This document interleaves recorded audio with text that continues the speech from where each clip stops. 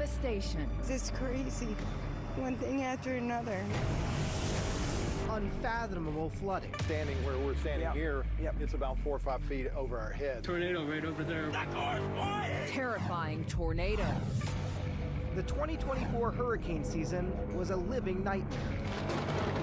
A 1-2 punch from Helene and Milton, causing billions of dollars in damage, not just in Florida. The devastation was beyond belief. In North Carolina, a once-in-a-thousand-year rain event, leaving towns completely underwater. We head back to the storm zones to see the destruction firsthand. Several houses, they're just completely gone. Everybody says PTSD. I call it post-traumatic storm disorder. And we learn lessons from these storms, ahead of what's sure to be another dangerous season. Thankfully, we've had 20 years of near misses from hurricanes in South Florida, but that's just pure chance. I'm very, very concerned about Southeast Florida. The 2025 storm season is here, and we must be ready. And your Weather Authority team will get you there, because we should all know it only takes one. The Local 10 Hurricane Special, It Only Takes One, Reaching the Peak, is sponsored by FPL, working for you every single day. And by All American Roofing, All American Quality, All American Protection. Hello, South Florida. I'm Local 10 Chief Certified Meteorologist Betty Davis. And I'm Local 10 Hurricane Specialist and Storm Surge Expert Michael Lowry. We're now at the midpoint of the 2025 hurricane season. After the least active start to a hurricane season in 16 years, the 2025 storm season roared to life in August. Last month, all eyes were nervously watching Erin, which tied Camille for the fourth earliest Category 5 hurricane on record. Its winds strengthening 85 miles per hour in just 24 hours, an extreme rate only exceeded by 3 other Cat 5s, Wilma in 2005, Felix in 2007, and Milton in 2024. Thankfully, Erin stayed out to sea, but made its presence known, kicking up huge swells up and down the Atlantic coastline, waves towering to over 50 feet just offshore.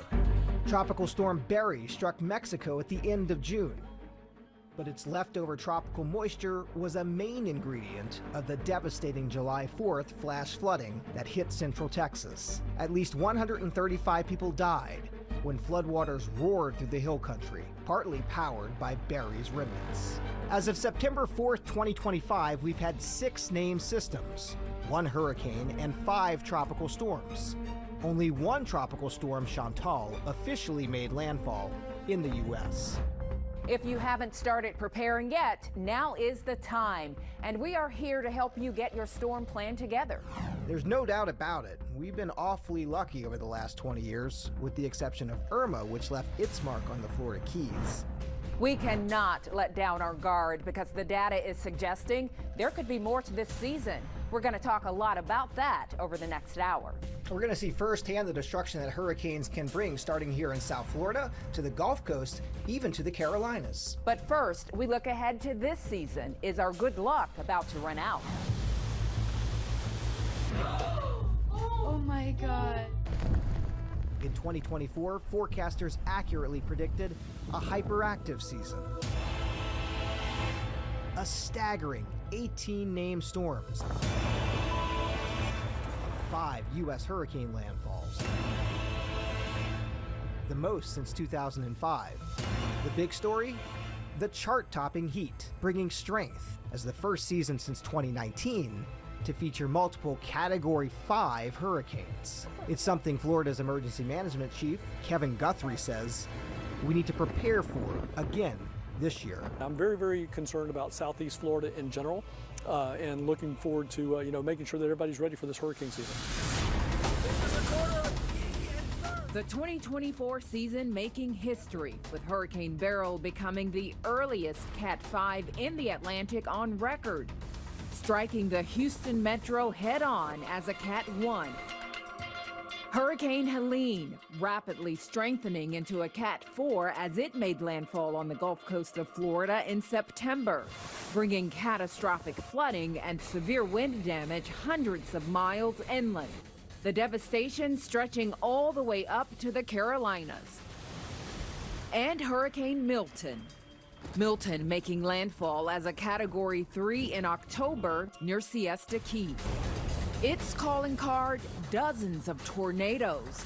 46 confirmed across the Florida Peninsula, the most ever recorded in a single day for the Sunshine State.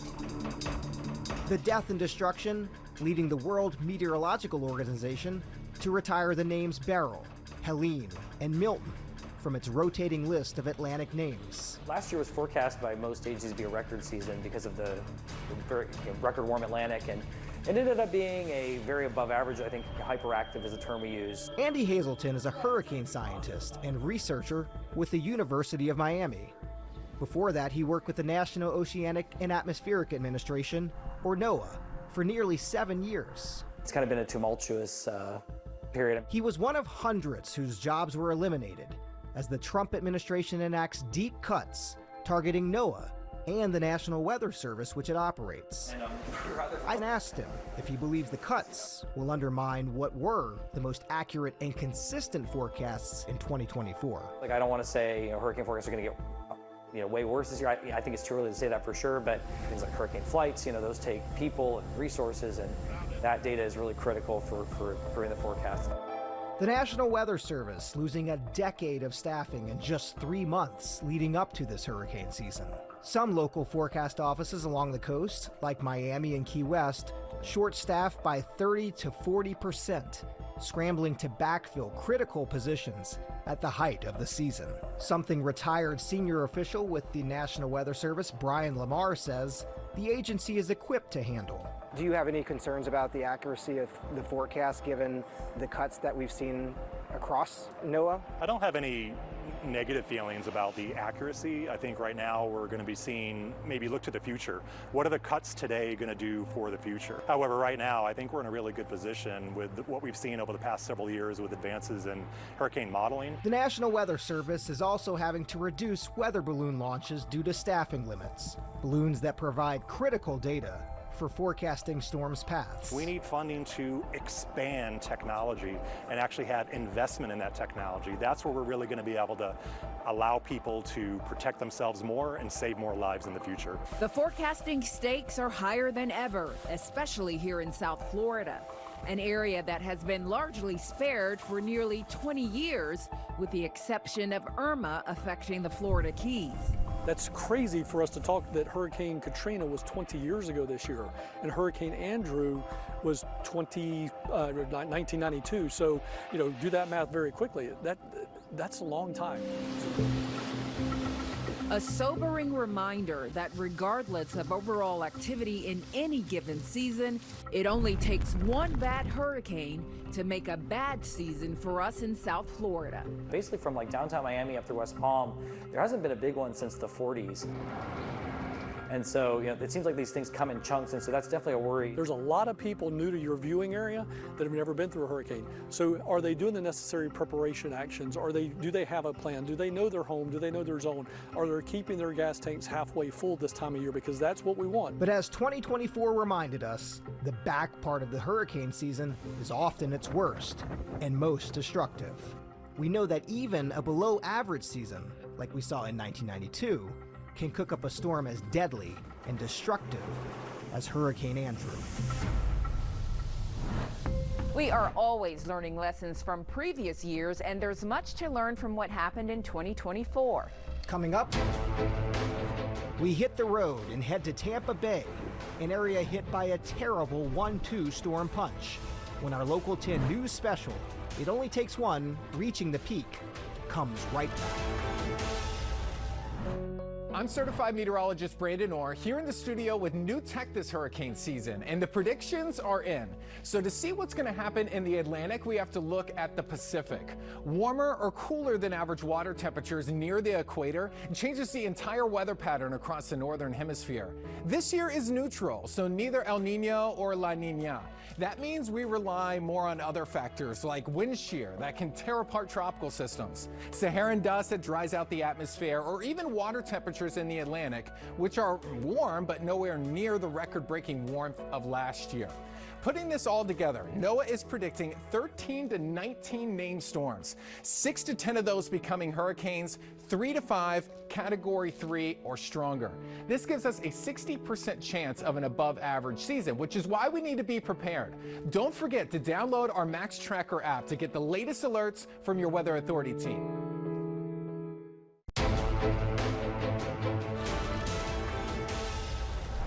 We have arrived along the Gulf Coast in the Tampa Bay area, which suffered a terrible 1-2 punch during last hurricane season. And we saw right away when we got here how major Hurricane Helene has reshaped the shoreline in this area. Florida's Gulf Coast was under attack in 2024. Starting with Debbie's drenching downpours, and then facing Helene and Milton's fury.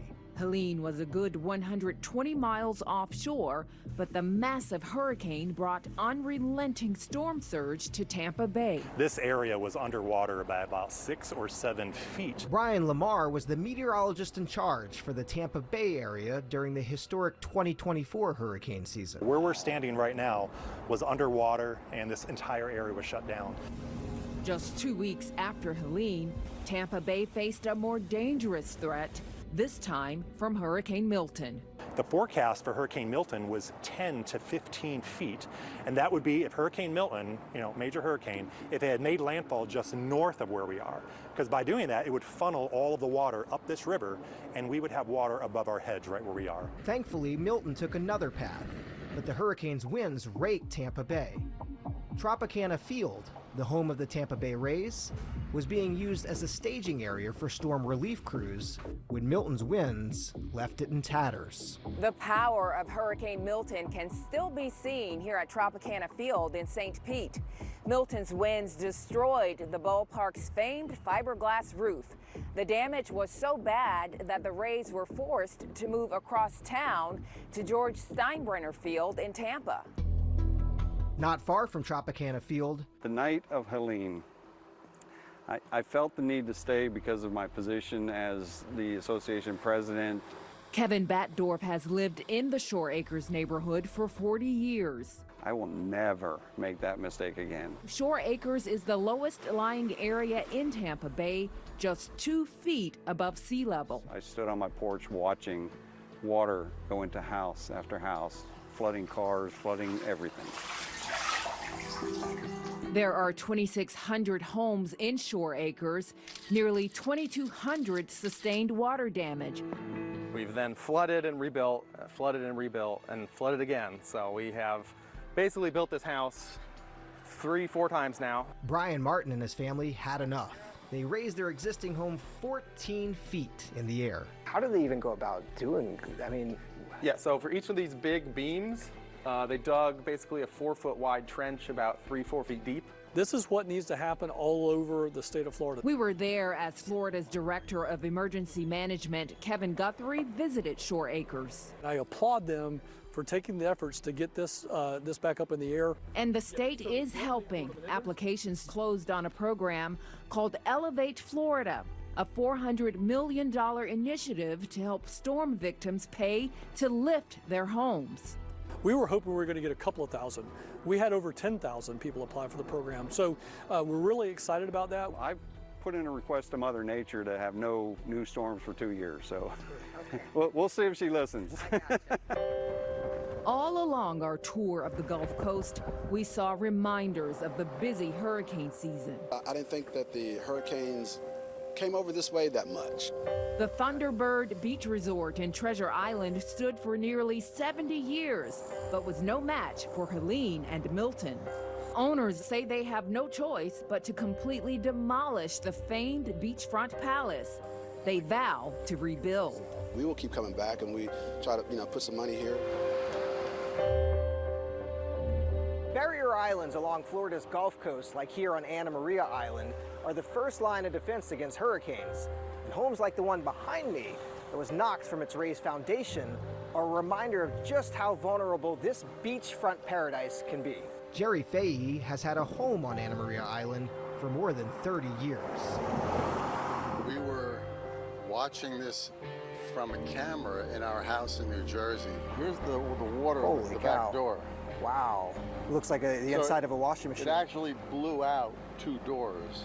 Water is coming from the beach on the left side and it's hitting the back wall. Wow. It blew a hole in the garage wall. Holy cow. Fahey is in the final stages of rehabbing his beachfront home and says it's so important to build a code.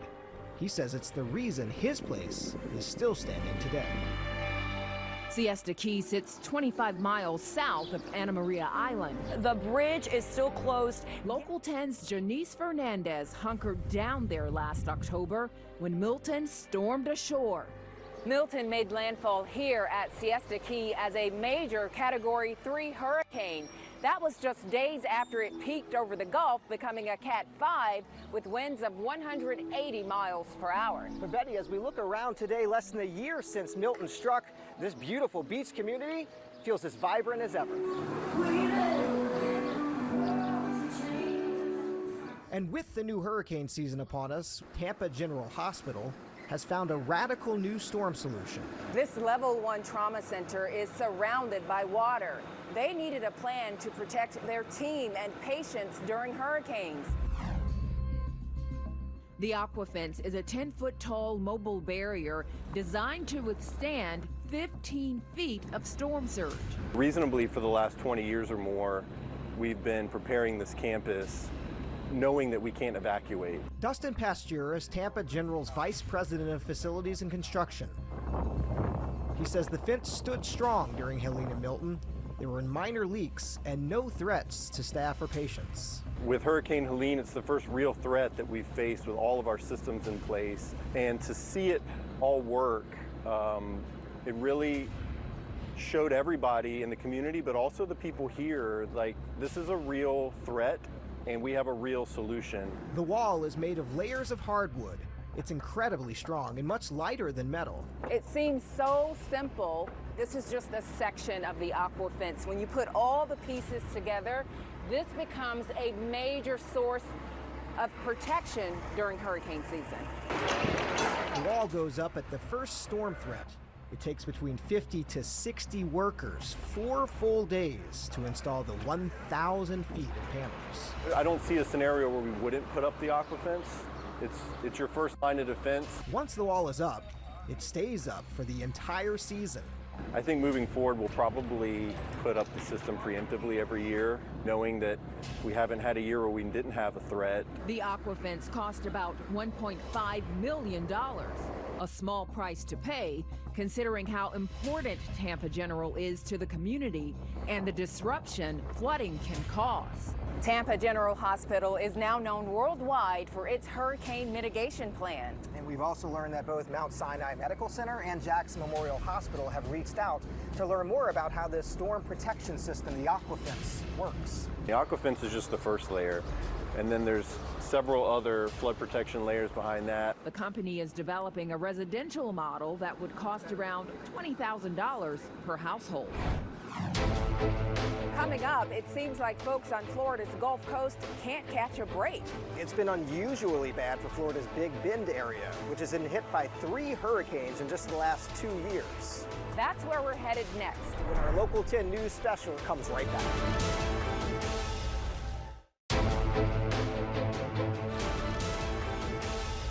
Welcome back to our Local 10 News special, It Only Takes One.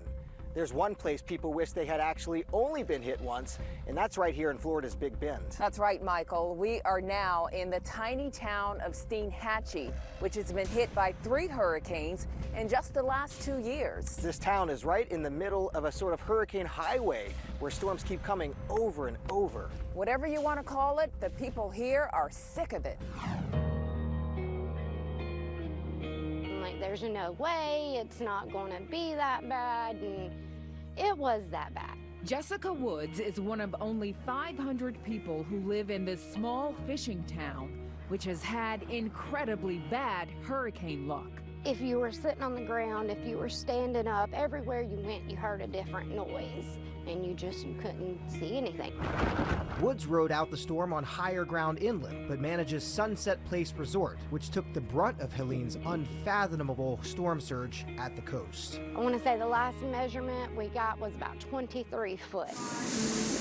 The comeback has begun for Roy's Restaurant, a mainstay in Steinhatchee since 1969. The water here was over 20 feet in this particular location. Linda Wicker has owned Roy's for more than 20 years. The main entrance going into the restaurant. The restaurant has survived many hurricanes, but Helene was by far their worst. Who knows where the building went? I mean, literally there was nothing. We found 2 chairs. It was all gone. Nothing was here. And here's our menu. Michael and I got to sample Roy's famed seafood. I'm gonna have the grouper sandwich, which is being sold out of a trailer as the restaurant undergoes the long process of rebuilding. The pilings, the structure that, the restaurant itself will be built on will be much, much different. The next Roy's will be 20 feet in the air and ready for the next threat. Construction will take at least another year. There's only so much one place can take. And the people here along the Big Bend are praying the Hurricane Highway takes a different exit ramp this year. Just south of Steinhatchee is Horseshoe Beach. Although the center of Category 4 Helene landed almost 50 miles to their north, the sheer size of the hurricane dealt the tiny coastal town an apocalyptic blow. Every house that was on the ground on my street is gone. Like, gone. Bill Ordner retired to Horseshoe Beach after working for the railroad in Connecticut. What was your immediate feeling reaction? Oh, you just start crying. The church walls were just blown out. Everything was, you felt bad. Hurricane Helene washed a catastrophic 8 to 12 feet of storm surge across Florida's Big Bend, including here in Horseshoe Beach. The devastation is still very apparent here today. 70% of this small town was wiped out by Helene. Like Steinhatchee, Horseshoe Beach is on the Hurricane Highway and has endured a seemingly endless series of storms. Everybody says PTSD. I call it post-traumatic storm disorder. And I think it fits. It has affected me. It's affected every single person in this town. Michael is not headed home just yet. He's headed to a place hurricanes are not supposed to go, the Appalachian Mountains. That's right, Betty. I'm on my way to western North Carolina, where Hurricane Helene unleashed the worst flooding that area had seen in more than 100 years. That's next when our Local 10 special comes right now. I'm back to show you just how dangerous storm surge can be. When it comes to hurricanes, the deadliest part by far is the water. Powerful hurricane winds blow the ocean onshore, leading to huge water rises. The storm surge forecast focuses on how far above normal sea level the water could reach. 3 feet of water will flood streets and low-lying businesses, especially those low-lying ones, overtopping some seawalls. This is similar to Hurricane Irma. We remember that from 2017. 6 feet, and we're looking at historic amounts of flooding, with many homes and businesses along the coast inundated. More than 12 feet, and the damage, it becomes catastrophic. This is higher than a one-story building, similar to Hurricane Andrew. This is why we have hurricane evacuations along the coast.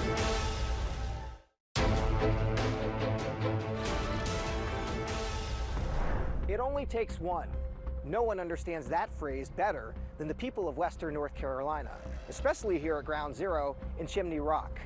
In September last fall, Hurricane Helene unleashed floods that this area hadn't seen in more than 100 years. The images are still hard to comprehend. Peaceful riverbeds transformed into towering walls of water, over 15 feet high, more than 30 inches of rain falling in just 3 days, leaving parts of Asheville deep underwater. The floodwaters violently tearing through nearby mountain communities.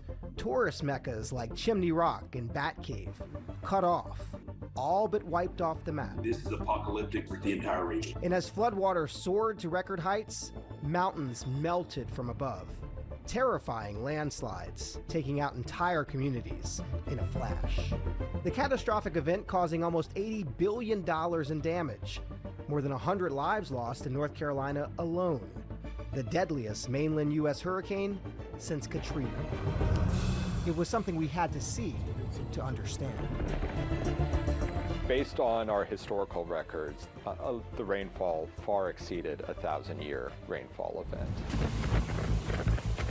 Dr. Carl Schreck is a senior research scholar with the North Carolina Institute for Climate Studies. I kept hearing that this was going to rival the 1916 event, and my friend texted back, and he said, when the water was up to the eaves of the roofs in the River Arts District, and I was like, yeah, that seems crazy. How would that be possible now? Even I was thinking that. Schreck says while the sizable Hurricane Helene was over the Gulf, it collided with a fall front over the southeast to produce a rare predecessor rain event, spelling disaster far inland. You have a hurricane that's funneling moisture up that direction. It just really amps up the rain, and you end up with these really high rainfall events hundreds of miles away from the hurricane. So many people that I talk to in the grocery store, whatever, say, we had no idea it was going to be this bad. This brick structure along the banks of the Swannanoa River behind me may not look like very much from the outside, but on the inside is all of the instrumentation that measures the levels of this river every 15 minutes. And during Hurricane Helene, we can look on the plot here how quickly the waters rose from just a few feet to over 27 feet, a record in a matter of hours.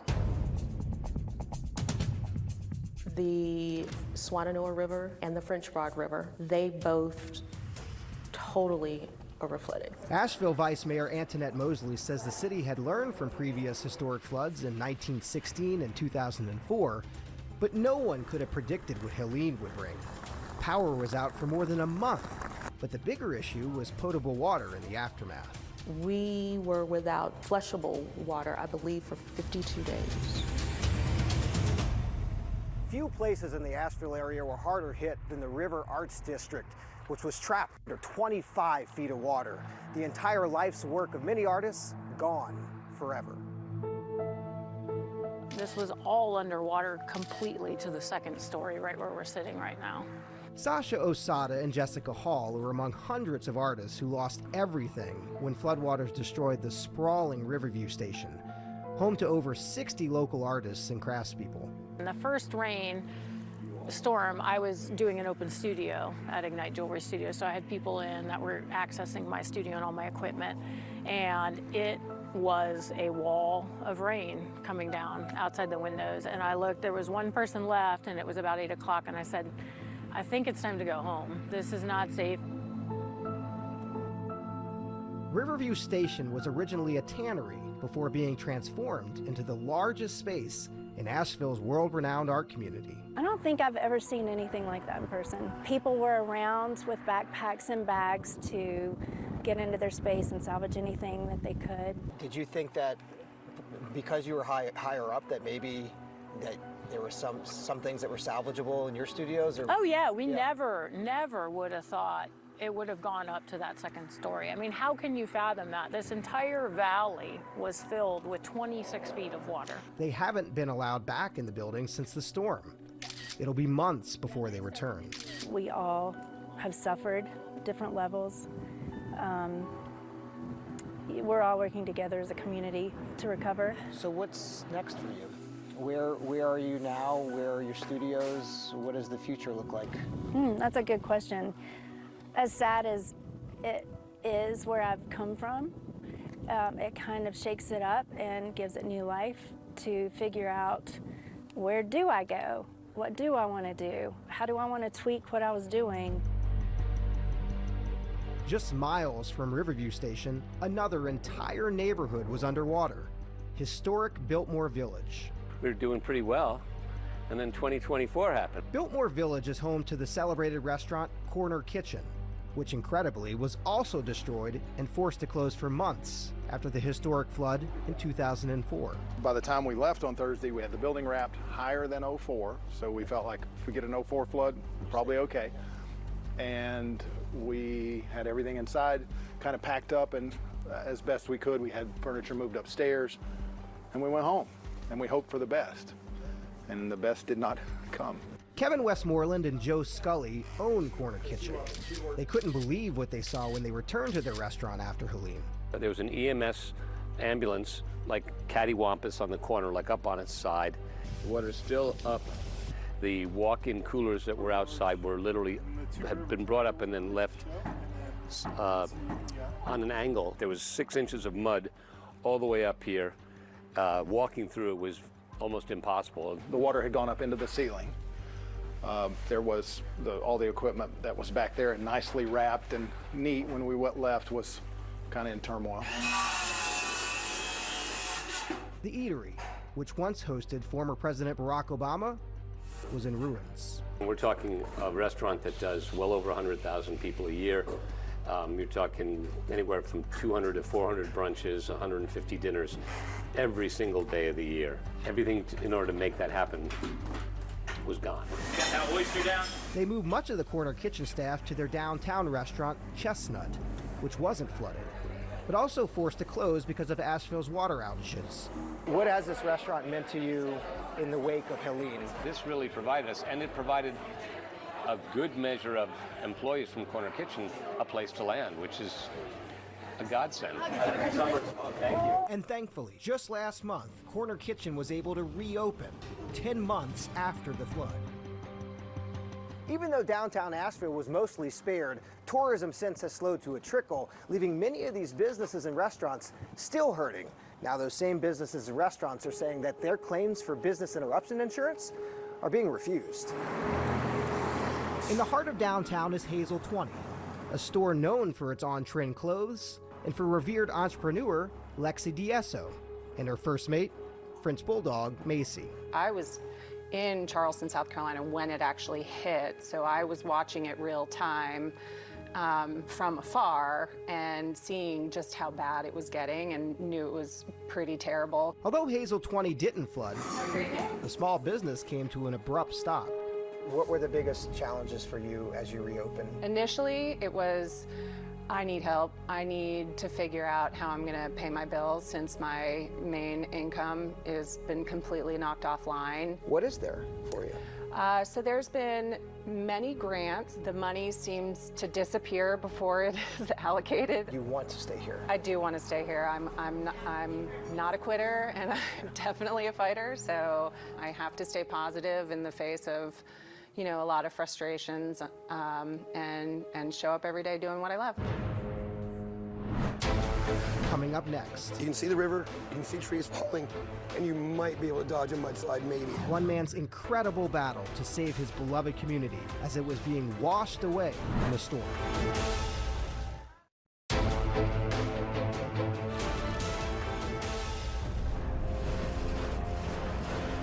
mudslide behind the house has happened. The water was full of just huge trees just bobbing like toothpicks in the water. Yeah. Huh? Blake Smith will never forget the fury that Helene inflicted on his picturesque community on the beautiful Broad River. So the water's got into your place here from the river. Yeah, the water coming up on the river was obvious, terrifying looking, huge waves that were 20 feet, 30 feet high. Splashing up against debris, houses coming down the river. Helene's floods were about to wash away entire towns like Chimney Rock and Bat Cave. You can see the river, you can see trees falling, and you might be able to dodge a mudslide, maybe. As the floodwaters rose, Smith had few options and had to act fast. He grabbed his precious bulldog Rizzo, abandoned his home, and raced to what he thought was the safest point of high ground. So I looked down and actually see 4 or 5 pretty good-sized snakes right there. They had no care that we were there. Yeah. They just wanted to be at the high ground. Normally, high ground is the safest place to be in a flood, but the roaring, massive mudslides were just as dangerous as the rising water. There's no escape. I've grown up in the woods, been around rivers and water all my life, trails, hunting, fishing. Always thought I understood. Everything went out the window. The curtain of water came down just as fast as it went up, but that was just the beginning of the ordeal. People just never understand it unless they saw it themselves. With few passable roads, entire stretches missing, and those that remain piled high with rubble, downed trees, and mud heaps, hundreds of families were cut off from the rest of the region. Folks had to pray for a passing rescue helicopter. Come on, Rizzo. You're doing good. Come on. or make the dangerous journey for help by foot. We had to hike 5 miles out, which was very risky. My dog barely made it. Unfortunately, the Smith family home was completely destroyed by the fast-moving waters. All that stands there now is the chimney. As for Blake Rizzo and all of his neighbors, they'll never forget the storm that nearly took their lives. For all who live in Western North Carolina, the road to recovery is just beginning, starting with the roads themselves. Once we crossed the bridge, basically all you could see was the Broad River. What used to be 50 foot wide was now 200 foot wide. Jacob Zimmerman is the resident engineer in this area for the North Carolina Department of Transportation. Trees was on every road. It's hard to know where the damage was. Communication was down. Really couldn't just reach out and find, talk to others and see where the damage was. Any idea like how far down the river some of these homes were washed? The bridge at Lake Lure, it looked like you'd just dumped Home Depot and Lowe's lumber department. It was just all just against the bridge, huh? Zimmerman's team has the Herculean task of rebuilding the roads in Chimney Rock and Bat Cave. Many engineers worked 100-hour weeks on what seemed like a never-ending project. More than 1,400 roads and 1,000 bridges in western North Carolina, including here in Chimney Rock, were closed after Helene. Crews had to get creative. One idea was to make bridges, like the one I'm standing on, out of old railroad cars. Big sections of major highways like I-40 and I-26 were closed for months, and the cost to repair the damaged roads will top $5 billion. Your heart aches for the people that's lost everything, and you're doing everything you can to at least restore access to what's left of their property. An hour's drive away in Asheville, the recovery is also slow and steady. The space we're in right now housed the Village Potters. They had about 10,000 square feet. Matt Rawlings is the project manager in charge of rebuilding Riverview Station, the sprawling warehouse we showed you earlier that was home to hundreds of artists before Helene. When you came in here, it was mud. 6 inches deep. Yeah. Okay. Yeah. Okay. Covering everything, and everything was kind of strewn about. The space is massive, 101,000 square feet. But Rawlings says one day it will be a thriving artist haven again. We've been at this for nearly 6 months now, and the initial efforts were to clear the mud and the debris out. That required a lot of hands, and we had them. We've probably had over 2,000 individual volunteers at one time or another. Initially, it was neighbors helping neighbors, but then people started coming in from all over the country. Vital hands helping Asheville dig out from disaster.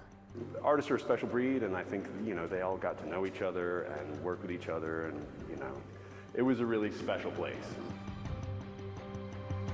While floods left their mark on this area for years to come, it's tornadoes from Hurricane Milton that Palm Beach is still rebuilding from. When we return, we'll take you there.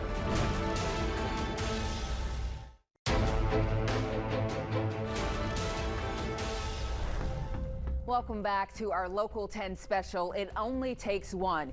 Reaching the peak and often overlooked danger of hurricanes is tornadoes. Michael, last year during Milton, 46 twisters touched down in Florida. That's right, Betty. Meteorologist Peter Sherwood traveled to Palm Beach Gardens to find that families there are still rebuilding. It was a gut-wrenching. It just shook us. It is heartbreaking. Rebuilding the path to normalcy. Not so easy for the residents of Palm Beach Gardens, who will never forget what they went through on October 9th. An EF3 tornado ripping through the Avenir community at speeds of 140 miles per hour, damaging more than 300 homes. It still stings when I look at it, because something like that, someone should be gone. Tanya Watts and her family lived in this home for only 2 years. It was one of 12 structures condemned by FEMA after the twister. And when we walked out, my first inclination was, is everybody okay? And once I realized that that was good, then just kind of the realization of everything else kind of set in. There's a hurricane coming and our home is gone. The twister also pummeling this Publix. That was set to open the same month. The good news is that it was 2 weeks prior, and it wasn't when the Publix was already open and would have been a lot of people in that building. City of Palm Beach Gardens Emergency Management Director David Reyes walking us through the recovery process that began minutes after the tornado left its mark. We already had prepared ourselves for the hurricane event. So we had a team over here before the tornado dissipated. Our teams were already responding. One of the things the city did immediately after the response was we waived all the permitting, and we also provided for expedited permitting. The Avenir community staying strong as they all get ready for the next hurricane season. We have great neighbors. You know, as soon as it happened, like they swarmed us, pulled us into their houses and made sure we had what we need. I think that's the best thing happened in this tornado is we came to know each other. And so the fact that we survived that is awe-inspiring, like it's amazing. I'm back with new tech in the studio to show you why twisters, like the ones that we just saw in Palm Beach County, can form. You might hear us often say the strongest part of a hurricane is that right front quadrant. This is part of the storm where the forward motion of the hurricane combines with powerful winds moving in that same direction. And it's that alignment that leads to the strongest wind shear and instability, which are key ingredients for tornadoes. Hurricane Milton last year produced 46 tornadoes in Florida. The National Weather Service, they issued 126 tornado warnings. That's the most issued across the state in just one day. We'll be right back.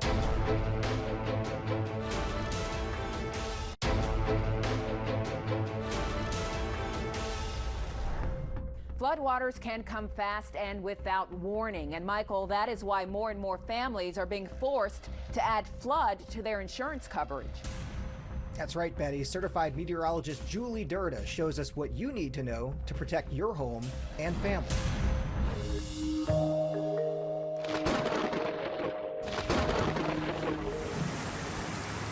A regular rainstorm in May, leaving South Florida streets soaked. And with the downpours come a growing headache for homeowners. Last year, FEMA issued new flood maps. Flood insurance becoming top of mind for South Floridians, as more residents are considered to be in a high-risk flood zone. That was based on almost a 10-year survey. They determined that many more homes than first thought are at high risk for flooding. And they were rated as not being in flood zones. Hector Calzadia is an insurance agent with decades of experience. For about 21 years. He tells us why tens of thousands of homeowners across Broward and Miami-Dade received an unpleasant surprise in the mail. A letter telling them they now need to buy flood insurance. But some of these homes added back into the zones never see flooding. Has the city ever asked you anything about that? Nobody. And homeowners like Matthew Malone are furious about having to pay hundreds of dollars for insurance he says he simply does not need. The flood line, according to what your flood insurance is saying, is that it starts over there? It goes through my front patio, about maybe 20% of my front corner of the house, and that's it. That it never floods here. We've lived here for decades. And at this point, I mean, you have no choice. Well, I called the city, and the guy never called me back until about a month and a half later, which by that time I already had paid for the flood insurance. So we brought in the experts. Carl Kennedy is a city engineer for the city of Pembroke Pines. If the flood zone crosses any part of the house, then the entire house is in the flood zone. If the flood zone just crosses the front part of the property here and not the house, then they would not be considered to be in a flood zone. They can get out of the flood zone by submitting a form to FEMA. So they changed it to check if you're in a flood zone, you can always go to FEMA's website. Thanks, Julie. Hurricane season 2025 is far from over. Your Weather Authority team will be here to keep you informed and safe. And remember, South Florida, it only takes one. Thank you for joining us.